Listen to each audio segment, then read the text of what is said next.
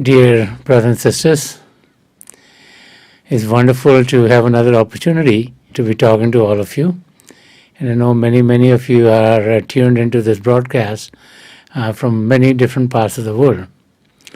So as we gather together, it's an opportunity for us to share something which is common to each and every one of us. And we're all here because we want to grow spiritually. We're all here because we want to make sure that the purpose for which we come into this world gets fulfilled. And so on the spiritual path, we find that there are many directions that encompass so that it becomes a whole and our understanding of the spiritual path gets better. We want to experience God, and for that we meditate. So we connect with the divine light and sound of God, which are the two primal manifestations of God. And as we connect with the divine light and sound of God, then the clarity of our understanding starts to happen. Our understanding gets better and better and better, because as we connect with the divine light and sound, then layers and layers of mind, matter and illusion which have been covering our soul over the years just start to fade away. And so as our understanding gets better, then this clarity of thought, our thinking gets more positive, we want to be helpful, we want to be caring, we want to make sure things are going well. And then as our thought process gets better, then what comes out of our mouth, the words get to be sweeter. And they are words which are loving, they are words which are showing our concern for someone else in difficulty. These are words which apply a balm to the pains of others, and so the atmosphere gets better and better. And when our words are sweeter, then our actions get to be very sweet. And so as the clarity of our understanding happens, then we find that this connection with others gets stronger and stronger and stronger. Generally when we pass through life, we all have friends.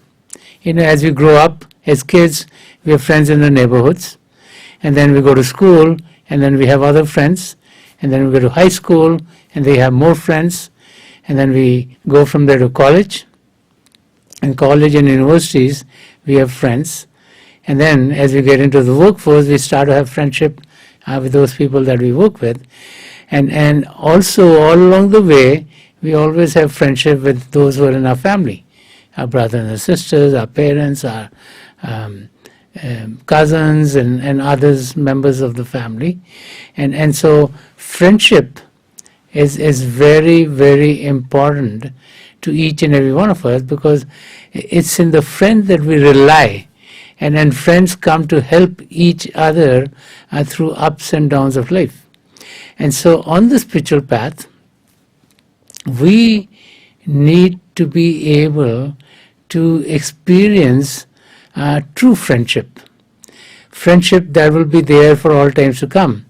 Friendship not only for the time that things are happy, that people are our friends, but exactly when we go through a phase of difficulty, that friendship really comes out. And whether we are going through a difficulty and someone comes to help us, or someone else is going through a difficulty and we go to help them, that's when true friendship blooms. And that is the kind of friendship that we need to have. Now, saints and mystics say that our friendship should not be limited. Our friendship should not only encompass only our family members or the friends that we've known over the years. Some of them might be living physically close to us today. Some of them might have moved away, because as we go to school and college and then we start to work, people move. But friendships remain. And so our friendship should not be limited to those we think are our friends. That we need to look at things from a higher angle of vision, and that our friendship needs to expand. So we need to open our hearts, and especially at times like these that we've been going through, when this virus has been there for many, many months, and it's bringing difficulty to many, many people all around the globe, that our friendship should be global, not only to the people in our neighborhood, not only to the people in our city, not only to people in our countries, but to everyone else. Now, how do you attain that state, and then how does friendship come to help us? There's an interesting story that I like to relate, which shows how friendship can truly help us as we lead our lives.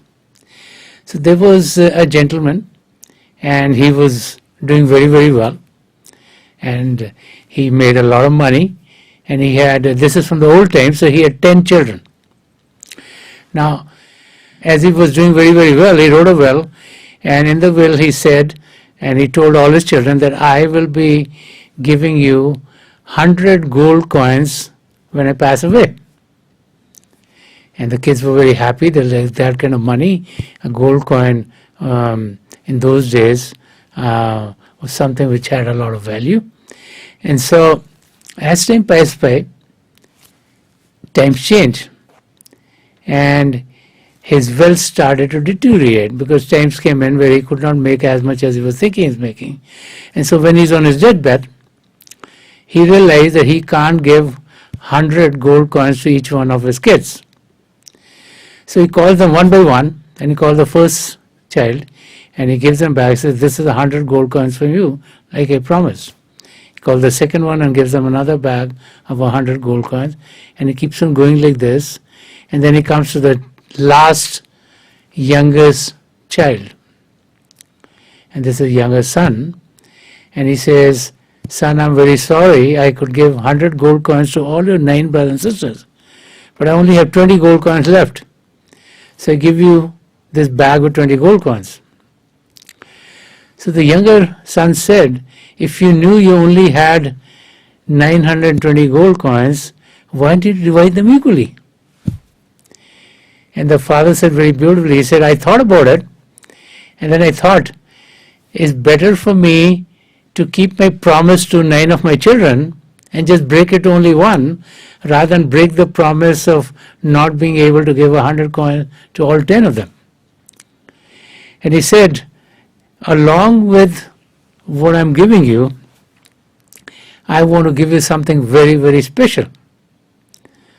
So the son thinks that he'll be giving him something which will be very valuable. And he says, I give you the friendship of 10 of my closest friends. And these riches, I think, are much more than any gold that you can get. So treat them very nicely and treat them well, and you'll find that they will be very helpful to you, much more than the gold. And so he was on his deathbed and he passed away.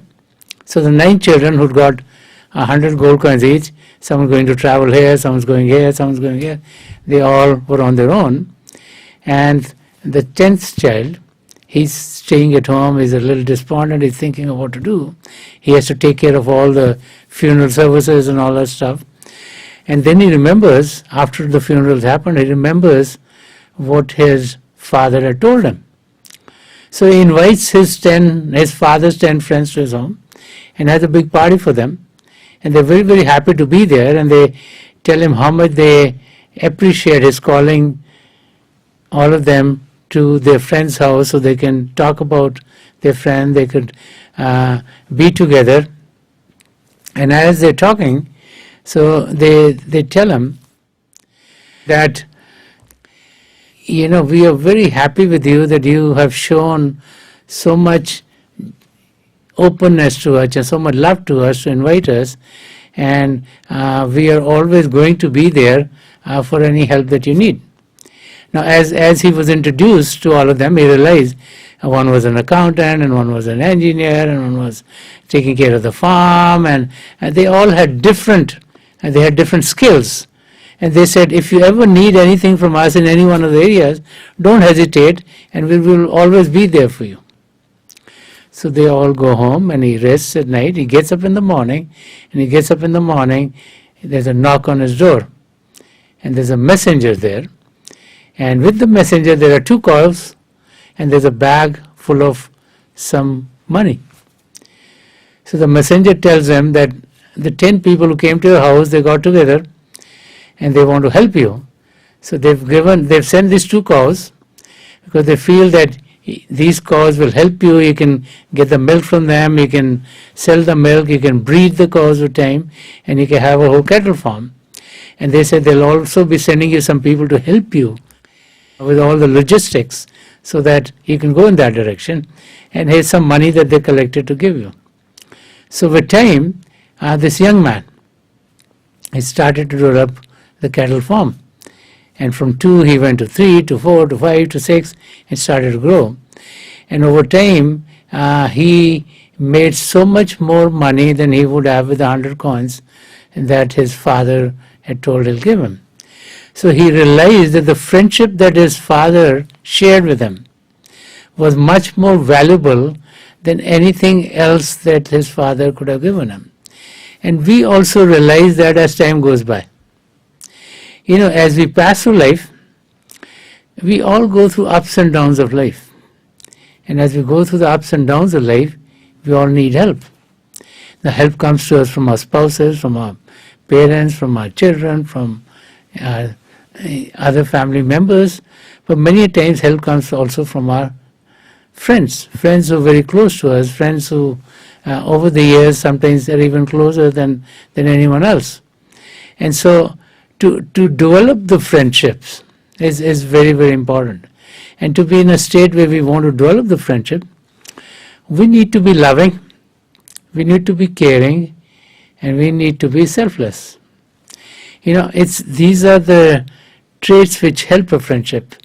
When we are caring and when we are sharing, then the friendship grows. And so these qualities are very, very important. As we go on the spiritual path, we're asked time and time again to put the ethical virtues in our life. The virtue of being loving to all, the virtue of being selfless, the virtue of being able to be compassionate, the virtue of non-violence.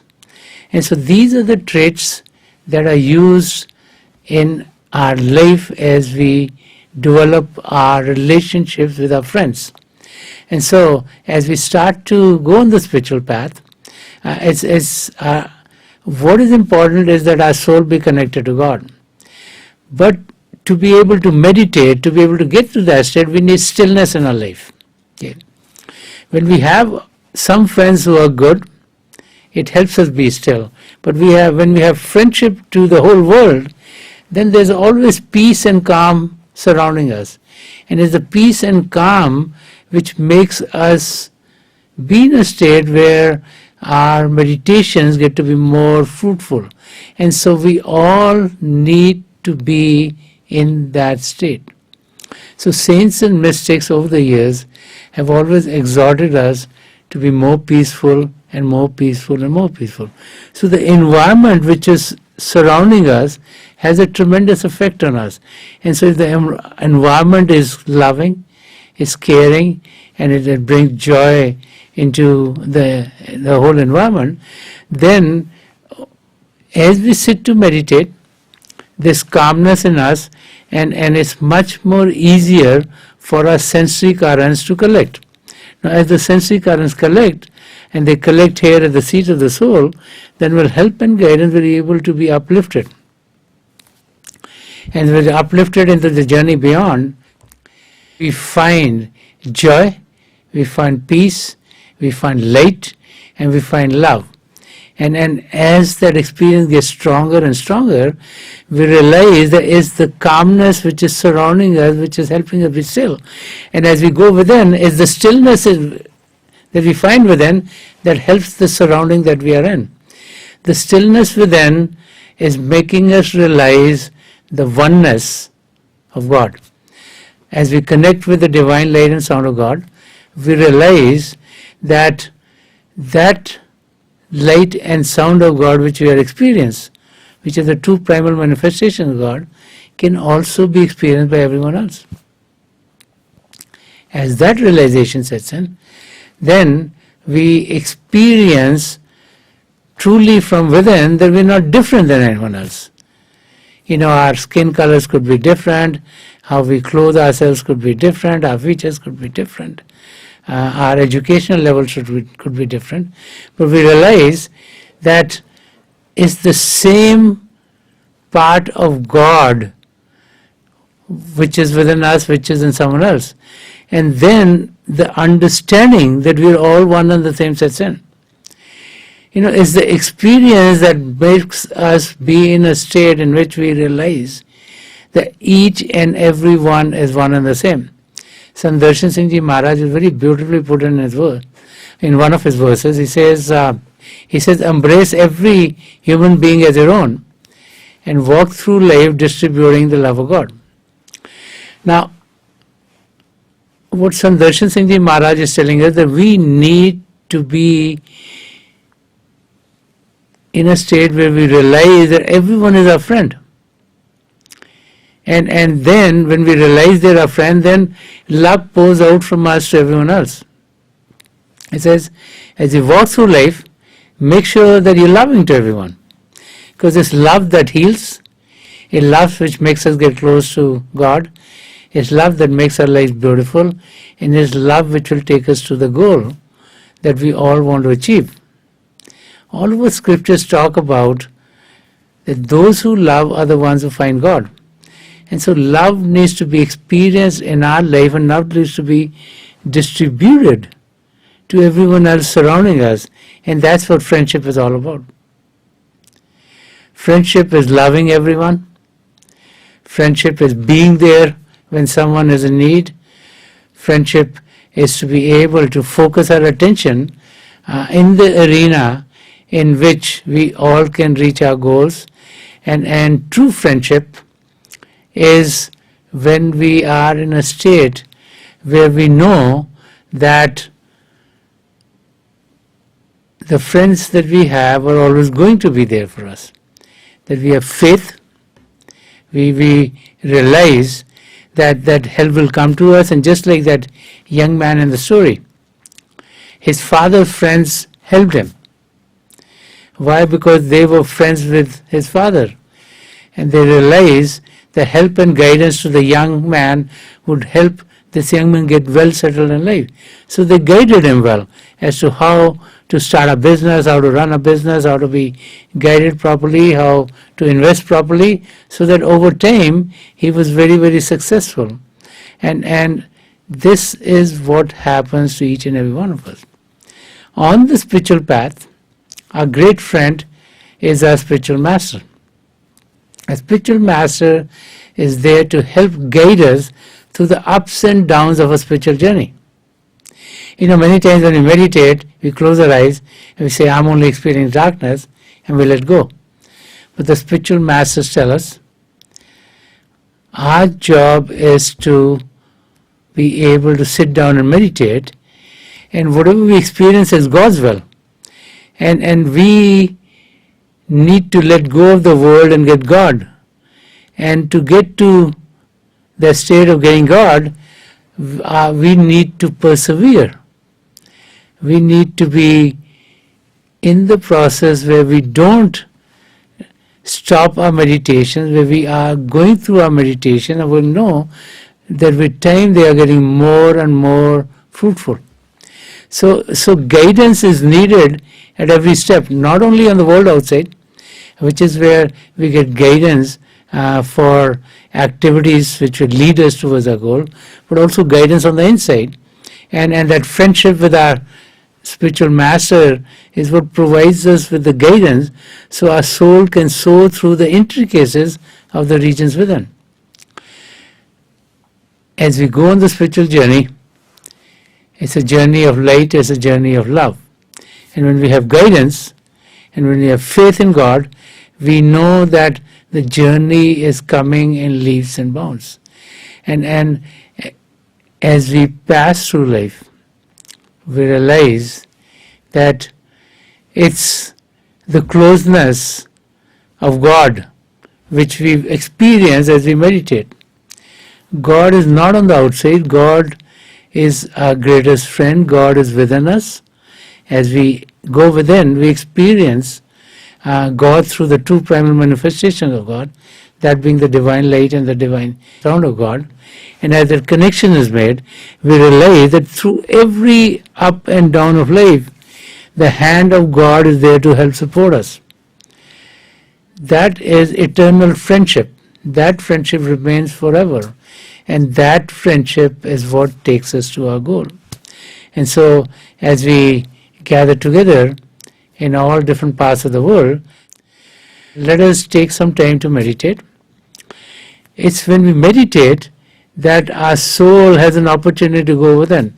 It's when we meditate that we connect with the divine light and sound of God. It's when we meditate that there's clarity in our understanding, and it's when we meditate that all difficulties of life start to fade away. And so let's meditate. Please sit as comfortably as you can. Close the eyes very gently, just like you close them when you go to sleep. Your eyeball should be straight, focus 8 or 10 inches in front of you. And as you close your eyes, those of you who have been initiated in the mysteries of the beyond, please do your Simran. And those of you who are new here, please repeat any name of God that you feel comfortable with. This repetition of God's name should be done mentally and not out loud. I pray to God Almighty to help each and every one of us here connect with the divine power within and to experience the divine light in His effulgence. In the beginning, we might see darkness, but with time, what will happen is that we'll see flashes of light, circles of light as if it's coming and going. What actually is happening is that the light of God is within each and every one of us. As we concentrate, we experience the light. As we're distracted, we experience darkness. And so with time, as the concentration gets more and more and more, to us it seems that the lights are stabilized. The lights could be of various colors. It could be golden, could be white, could be red, blue, green, yellow, orange, or any other color. Just focus in the middle of your experience. And with time, you'll be able to go beyond the lights to a sky full of stars and a moon and a sun. And many, many other vistas will open up for you. May the grace of the three great masters of the past century, Hazur Baba Sawan Singh Ji Maharaj, Param Sant Kripal Singh Ji Maharaj, and the gracious master Sant Darshan Singh Ji Maharaj, be with each and every one of you, and may they guide you into the journeys within. I will be sitting for a few minutes. I'll be getting you out of this meditation at that time, and my best wishes are with each and every one of you.